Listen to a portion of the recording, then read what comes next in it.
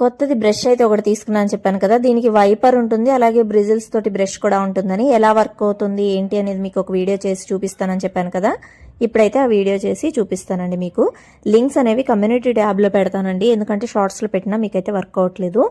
ఇది చాలా డెలికేట్గా ఉందండి. మెయిన్ అయితే బ్రష్ చాలా డెలికేట్గా ఉంది, అంటే బ్రష్ స్ట్రాంగ్ ఉంది, పట్టుకునే హ్యాండిల్ ఏదైతే ఉందో డెలికేట్గా ఉందనమాట. కొంచెం డెలికేట్గా యూస్ చేసుకుంటే ఎక్కువ రోజులు ఉంటుంది, లేకపోతే విరిగిపోతుంది, అది మాత్రం కన్ఫామ్. వైపర్ ఉండడం వల్ల చూసారు కదా, వాటర్ అట్లా పెట్టినా ఎంత ఈజీగా లాగేస్తుందో. అండ్ అలాగే దీనికి సైడ్ ఇట్లా మనకి ఈజీగా ఉందనమాట అటు ఇటు తిప్పడానికి ఆ స్టిక్ ఏదైతే ఉందో, అందుకే కార్నర్స్లో కూడా ఈజీగా వెళ్ళిపోతుంది. నాకైతే బాగా నచ్చిందండి. మా పాప అయితే దీన్ని క్లీనింగ్ ఎంజాయ్ చేస్తుంది అనమాట, తనకు భలే నచ్చేసింది.